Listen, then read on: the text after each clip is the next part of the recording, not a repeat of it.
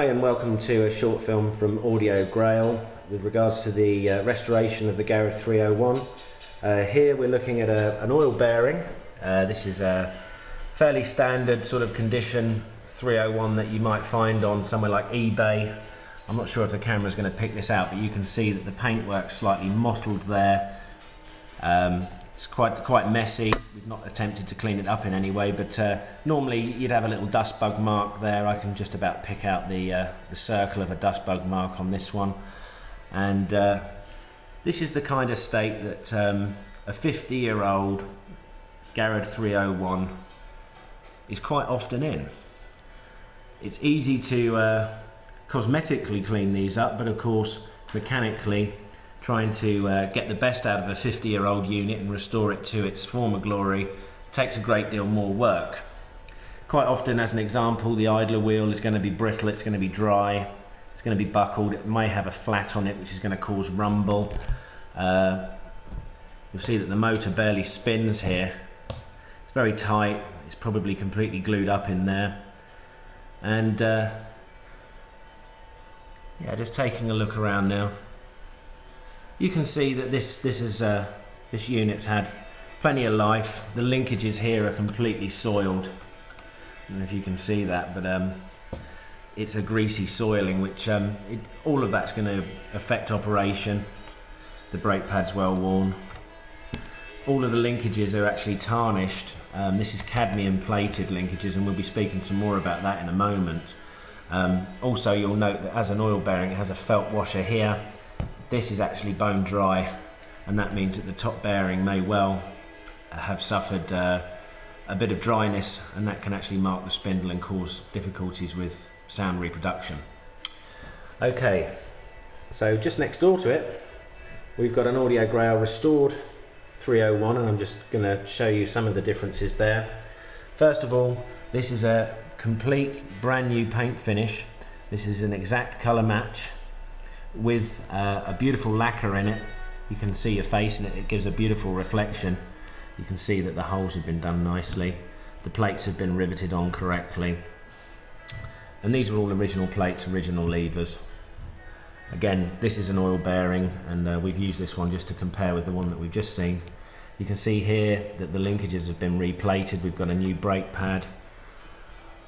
We can see that we've got a new felt here in the spindle, which is very smooth, very tight. There's no movement in that whatsoever.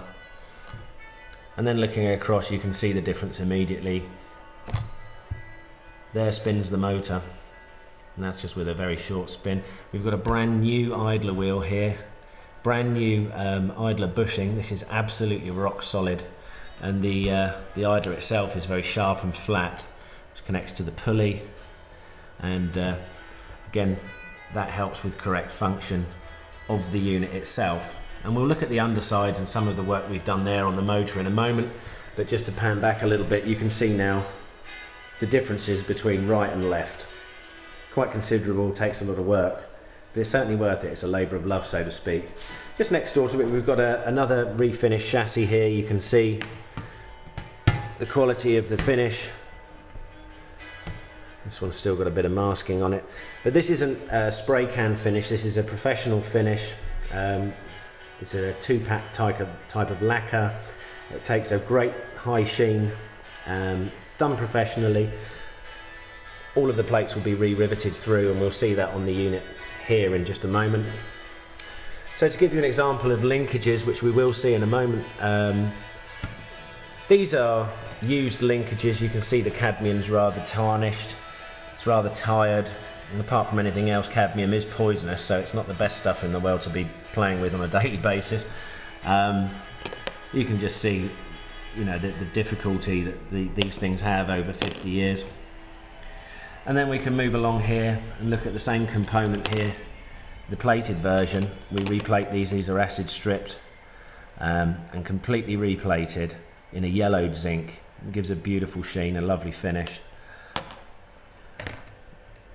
And there are comparable components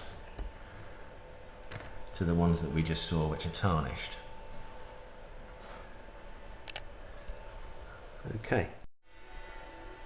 Okay, so here is an unserviced or restored 301. This is the underside.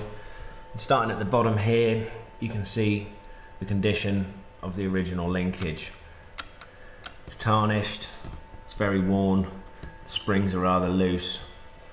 Over here you can see the original spark suppressor. This creates a sort of waxy goo in here. Basically, without replacing that, every time you turn the unit on or off, it's going to create a loud click or pop in your speakers.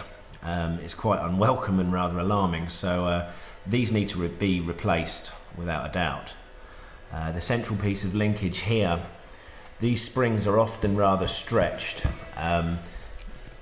That controls the pitch, and to give you an example of that, here's another one that's been removed. I'm not sure if you can see that very well, but that central spring has well and truly stretched out. That will not function correctly. Okay, moving across to the motor. The motor is actually hung in a cradle, and these are 50-year-old springs. They lose their tension. These rubbers are designed to dampen the vibration from the motor, and again, they're often brittle and need replacing. Here's your transit clamp. This must be secured when you ship a Garrard, by the way, just as a point of fact. And now we're moving across to the bearing, and as you can see, again, the top plate is very tarnished.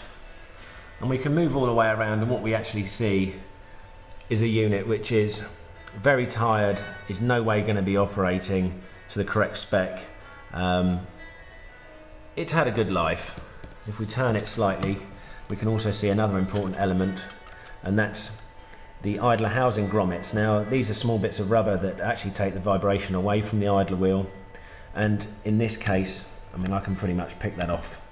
It's deteriorated, they're hard, they're not supple in any way, and that simply won't, the function, you'll get more rumble from having these old idler housing grommets in place. So there we go. That is an old unit, and here is a fully restored unit, and immediately you can see the difference in the linkages. They have a lovely luster. They've been fully replated with yellowed zinc. All of the springs are replaced. These are brand new springs. These are brand new rubbers. The spindle housing itself is actually been cleaned ultrasonically. You'll notice that on the top of an oil bearing you have a small screw, and within that screw is where you can feed the bottom bearing, or the bottom bush, and quite often that channel, which you can see here, is actually blocked up, and you can't clean that out particularly well traditionally with things like isopropyl. You need to use, or for the best results certainly, you would use a nice ultrasonic cleaner with the correct detergents, and then you soak the entire bearing in oil to make sure that the bushes are completely charged. Okay, back to the motor now. You can see the transit clamp is in place. If we turn the unit, we can see brand new grommets in here. The whole motor has been rebuilt. And just to give you an example of a motor, this is a Garrard 301 motor.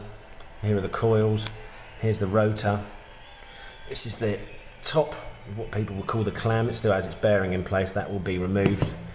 And here's the bottom, which has already had, for the purposes of this film anyway, had the bottom removed, so that you can see what is held in place by 4 small rivets is you have a plate with 4 rivets which holds in a bush or bearing, and in the bottom there you have a ball bearing. This ball bearing is actually stuck in there. I can't remove it with my fingers.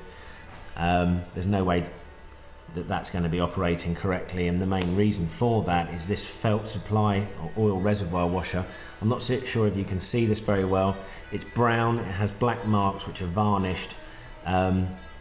Basically this is rigid, it's rock hard, can't particularly bend it very well. There's no way that that can absorb oil, and therefore it can't actually feed the bearing, and this is a critical point. These felts need to be replaced. And there's the same setup is here in the top, and that will of course be replaced. So breaking down the motor, removing all the springs, all the pins, taking out the bearing, ultrasonically cleaning the bearing, cleaning the rotor correctly will certainly help, as you can see from the earlier part of the video, help the motor to spin freely and correctly and a lot more quietly. Okay, here's an example, or here's some idler wheels which we've removed. There's a small portion of the idler wheels we've actually removed from various 301s. All of them, in fact all of the old idler wheels, they're 50 years old. You can skim them, which is to take a small layer off the outside running edge, but of course, rather like a gear, you then run into problems with speed. So these idler wheels are redundant in our opinion, and we replace all our idler wheels with brand new idler wheels. This has a perfectly flat running edge. The rubber is supple, it's injection moulded in 6 points. It's a very, very good facsimile of the original, but in fact it's slightly improved. The pins here are hardened steel, and these idlers run beautifully. They're absolutely flat, they run silently on the pulley, and of course with regards to the 301 everyone's main concern is rumble, and in this case the new idler wheel helps a great deal with that. Well, thanks ever such a lot for watching this short film. I hope that's been in some way informative. It was a very basic overview, but please feel free to email audiograil@mail.com. That's audiograil@mail.com if you have any further questions or queries. We'd be happy to help. Thanks for watching.